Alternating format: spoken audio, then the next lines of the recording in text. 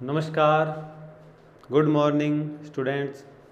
आज अपने एक टॉपिक पढ़ेंगे जिसका नाम है जनजातियाँ। और जनजातियों का ये चौथा पार्ट रहेगा। इससे पहले हमने भील, मीणा, गरासिया, कंजर, कथोड़ी इन जनजातियों के बारे में बात कर ली थी। आज हम पढ़ेंगे सहरिया जनजाति के बारे में पढ़ेंगे और एक जनजाति अपने लास्ट बचेगी इसमें जिसका नाम है डामोर, उनके बारे में भी अपने पढ़ लेंगे और जनजातियों वाला ये जो टॉपिक है अपना कंप्लीट रहेगा। ठीक है, अब देखो इसमें अपन बात करेंगे जनजातियों में सबसे पहले सहरिया जनजाति की। और सहरिया जो जनजाति है ये भी बहुत ही बढ़िया जनजाति है, ध्यान रखना। पहली बात तो मैं बताऊंगा कि इनका क्षेत्र कौन सा होता है। पहली बात आती है कि सर इसका क्षेत्र कौन सा होता है, तो किशनगढ़, किशनगंज और शाहबाद नाम की जगह है बारां में, और वहाँ पे ये जनजाति निवास करती है। ठीक है, सहरिया जनजाति रहती है किशनगंज और शाहबाद बारां में, अर्थात बारां जिले में सहरिया जनजाति पाई जाती है।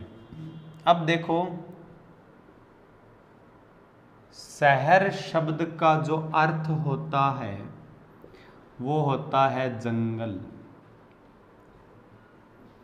शहर शब्द का अर्थ क्या होता है? जंगल होता है। ठीक है, और शहर शब्द से ही शब्द बना है कौन सा? सहरिया शब्द बना है। इसके बाद में देखो मोस्ट इम्पॉर्टेंट बात रहेगी कि इनकी बस्ती को क्या कहते हैं। इनकी बस्ती को कहते हैं सहराना। बस्ती को क्या कहते हैं? सहराना। और इनका जो मुखिया होता है उस मुखिया को कहेंगे अपने कोतवाल। इनका मुखिया क्या कहलाएगा? कोतवाल कहलाएगा। देखो सहरिया का मुखिया पूछे तो सहरोल या कुछ ऐसा शब्द मत बता देना। ठीक है, वो अपने अलग जनजाति में पढ़ लिया था। सहरियों का मुखिया पढ़ना हो, अपने को याद रखना हो तो याद रखना सहरिया जनजाति बारां में पाई जाती है। और गांव के बाहर, बारह मतलब बाहर, गांव के बाहर मतलब 12 कौन रहता है? जो गांव का कोतवाल होता है वो गांव के बाहर अर्थात 12 रहता है, वो बाहर वाली साइड रहता है। इसलिए सहरिया 12 में है और 12 कौन रहता है? 12 कोतवाल। तो सहरियों का मुखिया रहेगा कोतवाल रहेगा। अब हम इसके बाद में बात करेंगे कि ये जो जनजाति है इनकी जो कुल देवी है वो है कोडिया माता। इनकी कुल देवी रहेगी कौन सी माता? कोडिया माता इनकी कुल देवी रहेगी। सहरिया जनजाति के जो गुरु है वो भगवान वाल्मीकि को माना जाता है। सहरियों के गुरु किसको मानेंगे? भगवान वाल्मीकि को मानेंगे। लेकिन इनके मुख्य जो देवता होते हैं, मुख्य देवता इनके हैं तेजाजी महाराज। मुख्य देवता कौन हो जाएंगे? तेजाजी महाराज इनके मुख्य देवता हो जाएंगे। और तेजाजी की आराधना में ये भंवरगढ़ के मेले में भाग लेती है जनजाति। भंवरगढ़ के मेले में जाती है, तेजाजी को पूजती है ये जनजाति।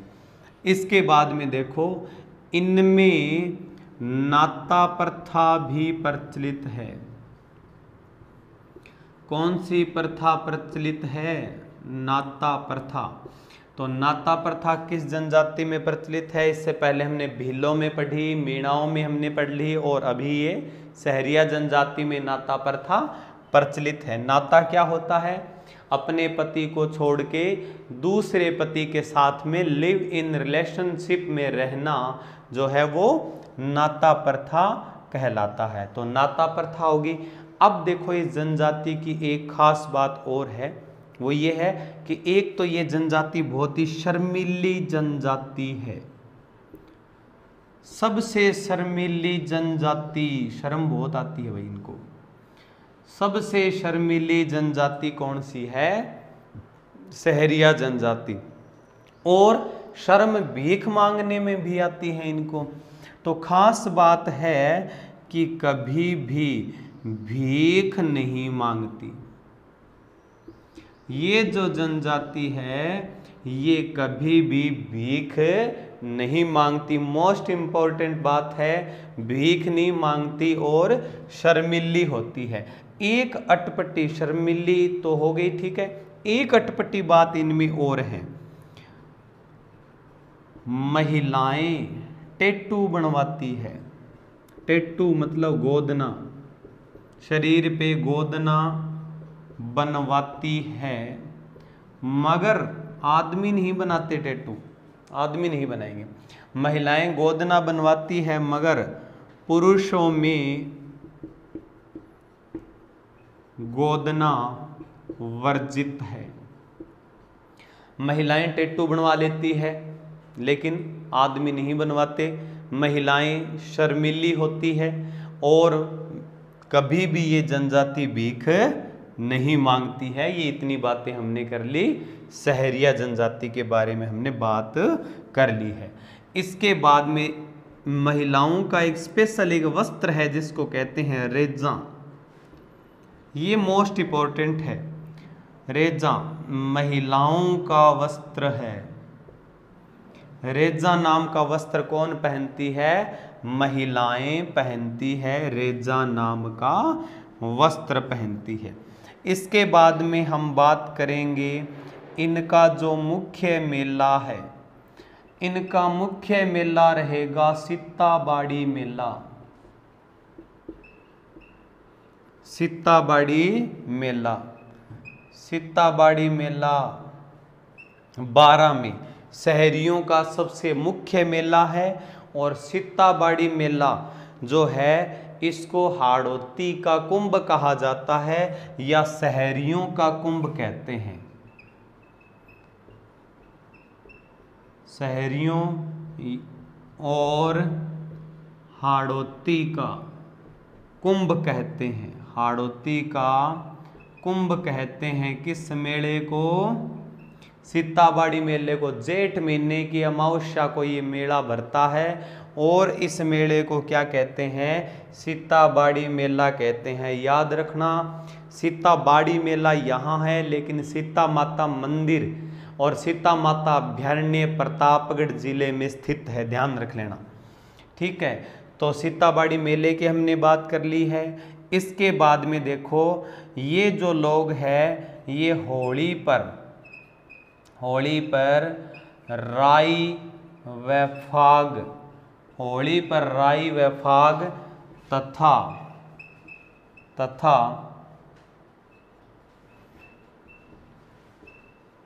दीपावली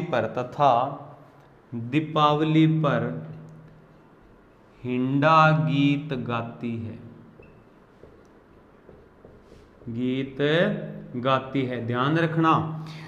तो होली पर राई व फाग नृत्य करती है, राई व फाग नृत्य करती है और दीपावली पे ये हिंडा गीत गाती है। दीपावली पे कौन सा गीत गाएगी? हिंडा गीत गा देगी। और होली पर राई और फाग नाम के 2 डांस करेगी।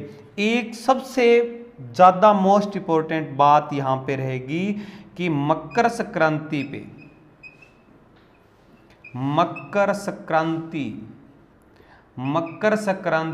पर ये लेगी नाम का एक खेल खेलती है। लेगी खेल खेलती है। मकर संक्रांति पे कौन सा खेल खेलती है? लेगी नाम का खेल खेलती है। तो होली पर राग और फाई नाम कौन सा रह गया? राई और फाग नाम के 2 डांस करेंगी। और दीपावली पे क्या करेंगी? हिंडा नाम का एक गीत गाएगी। और मकर संक्रांति पे लेगी नाम का एक खेल खेला जाता है। तो ये हमने बेसिक जानकारी अभी कर ली है कंप्लीट। कौन सी जनजाति के बारे में? सहरिया जनजाति के बारे में। और स्क्रीनशॉट इसका आप ले लो।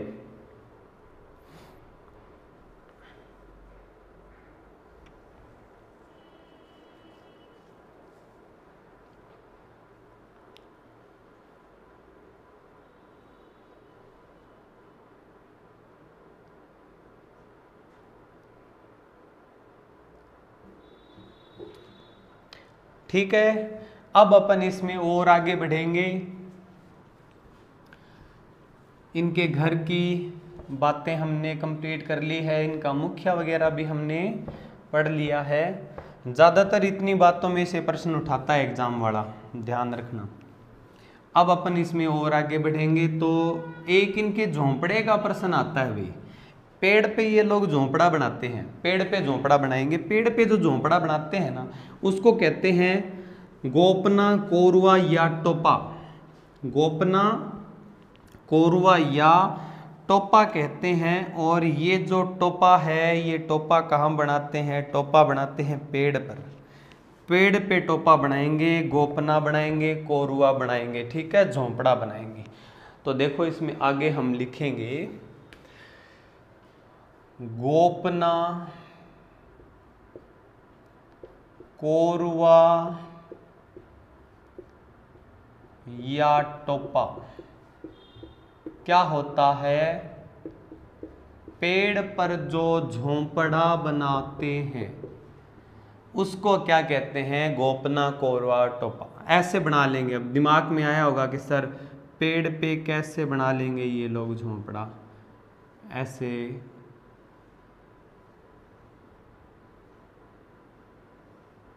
ऐसे मान लो एक पेड़ है,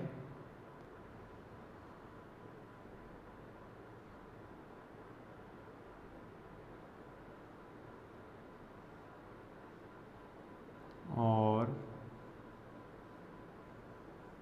इस प्रकार से बना लेंगे, और यहाँ पे इस प्रकार से ये लोग सीढ़ियाँ लगा देंगे। ठीक है, तो गोपना, कोरवा या इसको क्या कहेंगे अपन?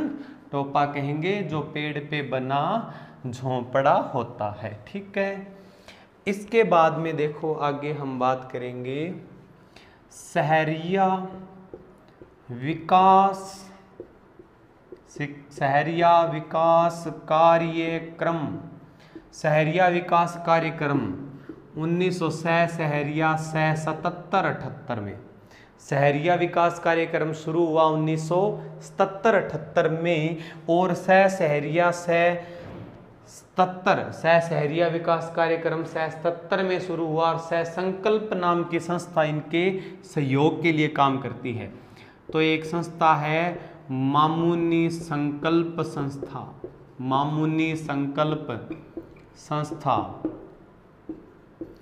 इनका सहयोग करती है, इनका सहयोग करती है। मामुनी संकल्प संस्था इनका क्या करती है? सहयोग करती है। इसके बाद में इनमें एक संस्कार है, ज़्यादा ये पूछा जाता है संस्कार वाला। कौन सा संस्कार है ये? धारी संस्कार है। देखो धारी संस्कार में साथियों, धारी संस्कार में क्या होगा कि शव को जलाएंगे, तीसरे दिन बाद में उसकी जो राख है वो इकट्ठी करके आंगन में बिछा देंगे। अपने आंगन में एक रात तक वो राख पड़ी रहेगी। सुबह उठ के देखेंगे, जिस भी जानवर के उस पे पैरों के निशान बने मिलेंगे तो ये माना जाएगा कि जो मृतक है वो नेक्स्ट उसी रूप में जन्म लेगा। फॉर एग्जाम्पल राख के ऊपर कुत्ते का निशान है तो जो मृतक है वो किस रूप में जन्म लेगा? कुत्ते के रूप में जन्म लेगा। मान लो कि वो बिल्ली का पंजे का निशान वहाँ पे बना है तो इसका मतलब है जो बिल्ली के रूप में वो जन्म लेगा। ठीक है, या फिर चूहा जो है उसके पंजे पैर का निशान है तो मतलब वो अगले जन्म में चूहा बनेगा। ठीक है, इस प्रकार से। और बाद में वो जो राख है उसको इकट्ठा करके, और 12 में एक झरना है, जल स्रोत है जिसका नाम है कपिल धारा। कपिल धारा में वो राख प्रवाहित कर दी जाती है, इसको बोलेंगे धारी संस्कार। ठीक है, तो शॉर्ट में इतना लिख लेंगे, मृतक की राख, वो निशान बनने से पता तो चल ही गया भी नेक्स्ट कौन से रूप में जन्म लेगा। फिर उस मृतक की राख को कपिल धारा में, कपिल धारा में प्रवाहित करना क्या कहलाएगा? धारी संस्कार कहलाएगा। क्या हो जाएगा ये? धारी संस्कार। तो ये जो धारी संस्कार है यहां तक जो सबसे ज्यादा मोस्ट इंपॉर्टेंट पर्सन इसमें से पूछा जाता है, धारी संस्कार का संबंध किससे है? सहरिया जनजाति से। इसके बाद में अनाज वगैरह रखने के लिए बड़ी बड़ी कोठियां बनाते हैं। ये कोठियां मतलब कोई भी चीज स्टॉक करने के लिए जो बर्तन टाइप बनाते हैं उसको कोठियां कहते हैं। तो ध्यान रखना, एक तो है कुशीला। कुशीला है अनाज संग्रहण की छोटी कोठी। कोठी मतलब मिट्टी के पिटारे टाइप में बना लेते हैं। ये अनाज संग्रहण की छोटी कोठी तो कुशीला कहलाएगी, लेकिन अनाज संग्रहण की बड़ी कोठी कहलाएगी भंडेरी।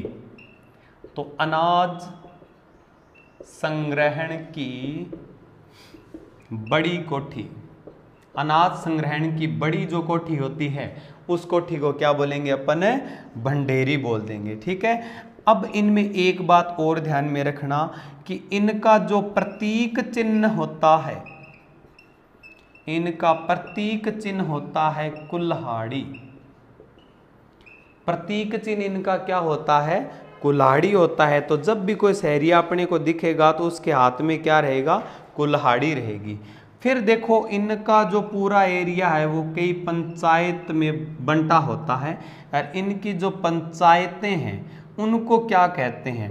तो 5 गांवों की पंचायत कहलाएगी पंचताई, 11 गांवों की पंचायत कहलाएगी एक दसिया, और 84 गांवों की पंचायत कहलाएगी चौरसिया।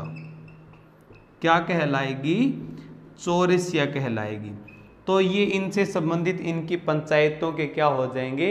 नाम और प्रकार हो जाएंगे। किस प्रकार से डिवाइड हमने किया है वो बातें भी सारी इसमें कंप्लीट हो जाएगी। इसके बाद में मैंने आपको गोदना गुदवाने वाली बात भी करवा दी है, लहंगी अल्लाह ये सारी चीज़ें करवा दी है मैंने।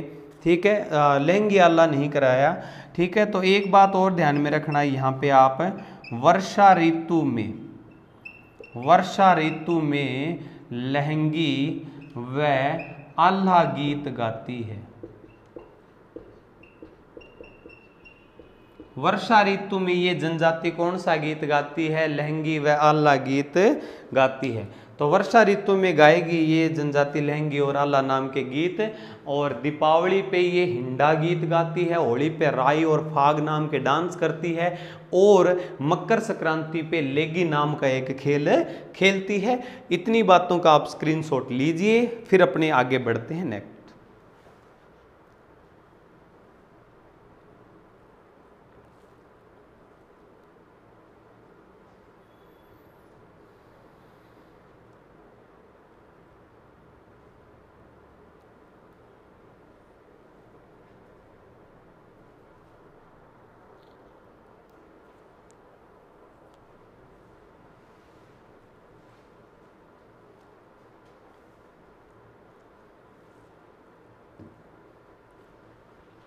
लिख लिया? ठीक है। और एक सबसे मोस्ट इम्पोर्टेंट बात है, और ये चीज़ें अपने को बहुत ही मुश्किल से उपलब्ध होती है। बड़ी रोचक बात इसमें ये है कि एकमात्र ऐसी जनजाति है जो पूरे 7 फेरे लेती है, पूरे 7 फेरे लेती है। ठीक, अपने तो 4 ही फेरे लेते हैं, बाबू जी को मानने वाले 3.5 ही फेरे लेते हैं। लेकिन ये जो जनजाति है एकमात्र ऐसी जनजाति जो 7 फेरे लेती है, उनमें 6 फेरे वर लेता है, 1 फेरा वधु लेती है। ठीक है। तो देखो शादी में 6 फेरे वर व 1 फेरा वधु लेती है, 1 फेरा वधु लेती है इनमें। और इसके बाद में जो खास बात है वो ये रहेगी कि मृतक व्यक्ति का श्राद्ध नहीं करते।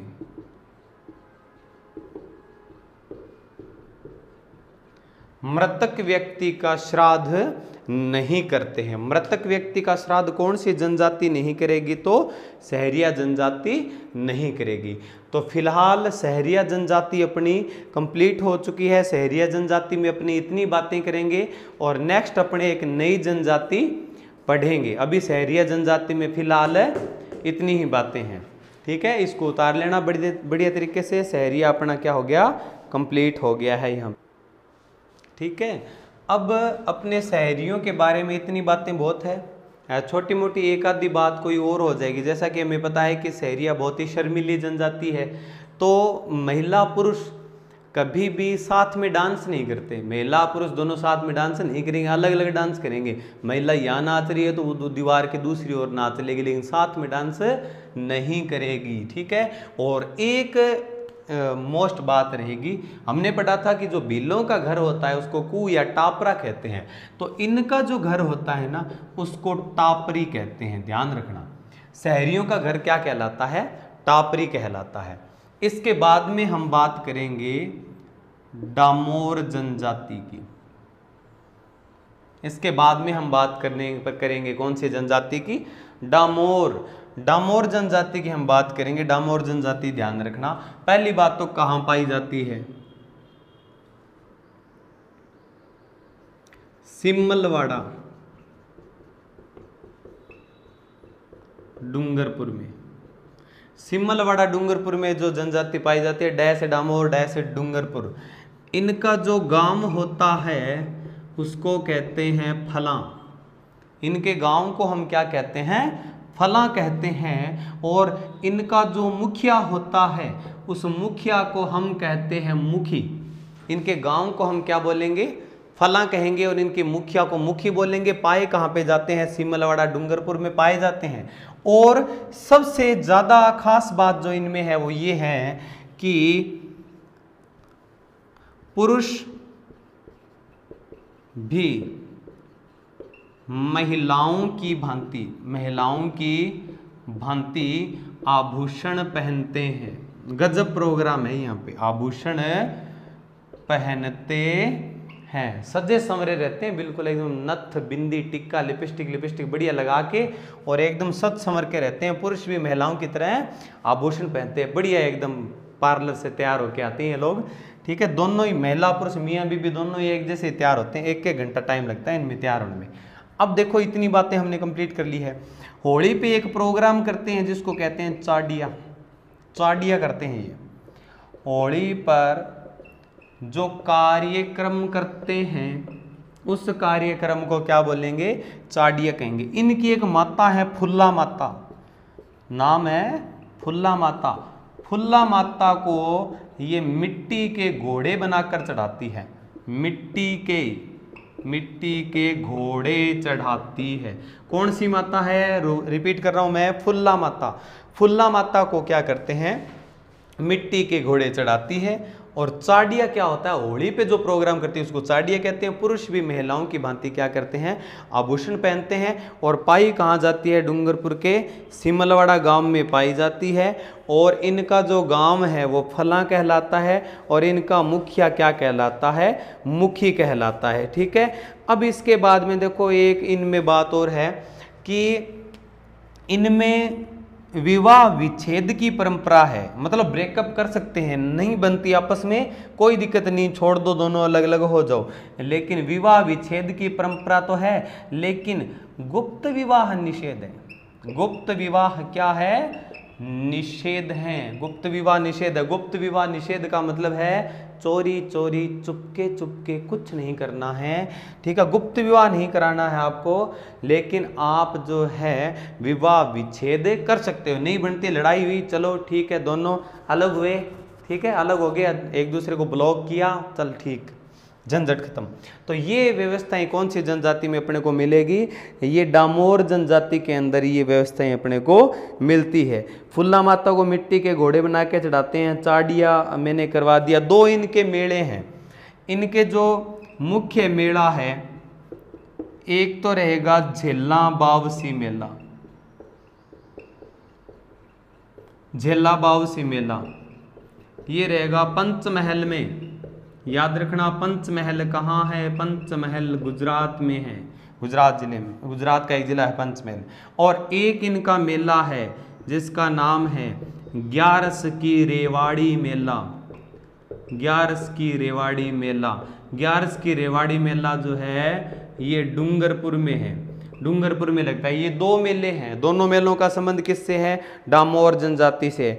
तो ये जो जेलावासी मेला पंचमहल गुजरात में, ग्यारस की रेवाड़ी मेला डूंगरपुर में लगता है। ठीक है, तो ये अपने बात मुख्य बातें होगी, किससे संबंधित है? ये डामोर जनजाति से रिलेटेड बातें हो जाएगी सारी की सारी।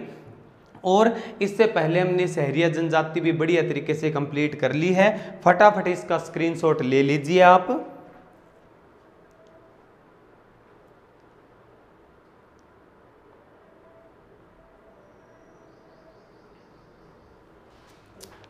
ले लिया स्क्रीनशॉट। अभी देखो सहरिया हमने कंप्लीट कर लिया, हमने डामोर कंप्लीट कर लिया, और आज हम लास्ट जनजाति के बारे में पढ़ लेंगे जिसका नाम है सांसी। लास्ट जो जनजाति है उस लास्ट जनजाति का नाम क्या हो जाएगा? सांसी जनजाति हो जाएगा। लास्ट जनजाति है ये सांसी। ठीक है, अब देखो मैं सांसी जनजाति के बारे में आपको करवाने जा रहा हूं, ध्यान देना। सांसी, ठीक है, सांसी पहली बात तो कहाँ पाए जाते हैं? भरतपुर में। 1 नंबर पे भरतपुर है, 2 नंबर पे झुंझुनू है। ठीक है, 2 जगह पाए जाते हैं ज़्यादा, वैसे तो गांव में हर एक जगह पाए जाते हैं, लगभग गांव में सांसी समाज के लोग मिलते हैं, लेकिन सबसे ज़्यादा भरतपुर में है। 2 नंबर पे रहेंगे कहाँ पे? झुंझुनू में रहेंगे। और इनकी उत्पत्ति सांसमल नामक व्यक्ति से हुई है, व्यक्ति से हुई है। सांसमल नाम का एक आदमी था और उसके बाद में उसकी जो संतानें हुई वो कहलाई सांसी। ठीक है, अब इसके बाद में एक बात और यहाँ पे ध्यान में रखना, सांसी जनजाति में कि उपजातियां हैं इनकी दो उपजातियां हैं जिनका नाम है बिज्जा और माला। स्टार लगा लेना इस बात के ऊपर। सांसियों की 2 उपजातियां, सांसी 2 टाइप के होते हैं। ठीक है, 2 काइंड ऑफ सांसी। ठीक है, 2 उपजातियां होती है, 2 टाइप होते हैं, बिज्जा और माला। एक देखो इनमें खास बात क्या है? नारियल के गोले, गिरी आती है ना, नारियल के गोला आता है, जो नारियल के गोले के लेन देन से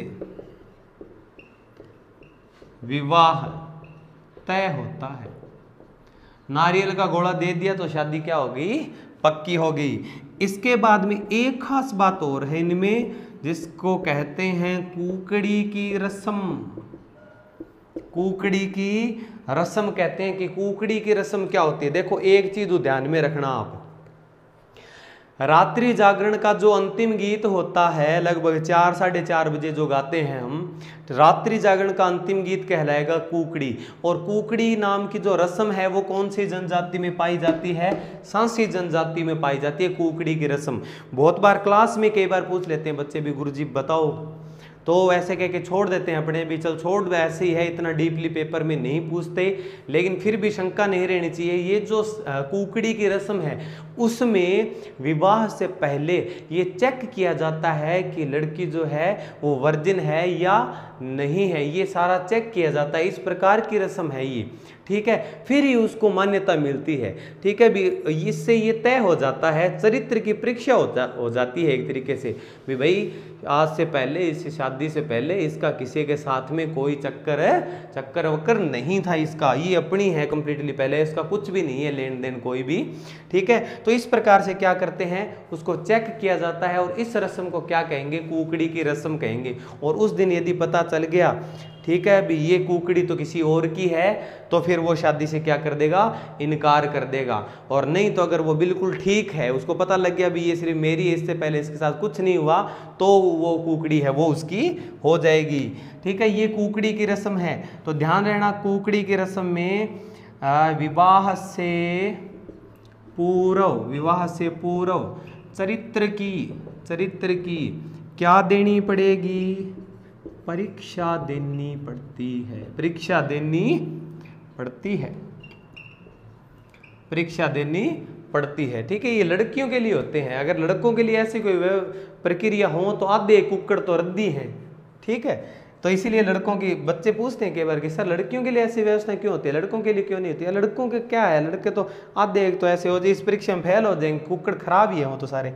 अब देखो कुकड़ी की रस्म होगी, यहाँ तक की बात। दूसरी खास बात एक और आपको मैं यहाँ पे बता देता हूँ, देखो ध्यान देना, वो ये है कि विवाद के समय, ये सबसे ज़्यादा इम्पोर्टेंट बात और यूनिक बात मैं आपको कराऊंगा। विवाह नहीं है, विवाद के समय बंगी, स्वीपर, बंगी या हरिजन से न्याय करवाते हैं। हरिजन से क्या करवाते हैं, न्याय करवाते हैं। विवाद के समय हरिजन से क्या करवाते हैं, न्याय करवाते हैं। और एक बात और है, यहाँ पे सबसे बड़ी, भंगी या हरिजन से न्याय करवाते हैं। और एक बात मैंने आपको बता दी कि नारियल के गोले के लेन देन से विवाह तय कर दिया जाता है। तो ये सामान्य सी प्रक्रियाएं हैं। सबसे ज़्यादा प्रश्न जो मैंने आपको बढ़िया तरीके से बताई है, ये कुकड़ कुकड़ी वाली जो रस्म है, ये मैंने बता दिया आपको, ठीक है। तो फिलहाल ये जो सांसी जनजाति है इसमें अपनी इतनी ही बातें करेंगे। और एक बात और है, इसमें तोरण या चंवरी नहीं बनाते, लकड़ी का खंबा गाड़ लेते हैं। लकड़ी का खंबा गाड़ के उसके चारों ओर फेरे लेके विवाह इनका क्या माना जाता है, संपन्न माना जाता है। तो साथियों आज हमने सांसी कर लिया, डामोर कर लिया और सहरिया जनजाति कर ली। इसी के साथ जनजातियों वाला टॉपिक अपना क्या हो जाएगा, कंप्लीट माना जाएगा। और इसके बाद में नए टॉपिक के साथ अपने फिर मिलेंगे अपने, ठीक है।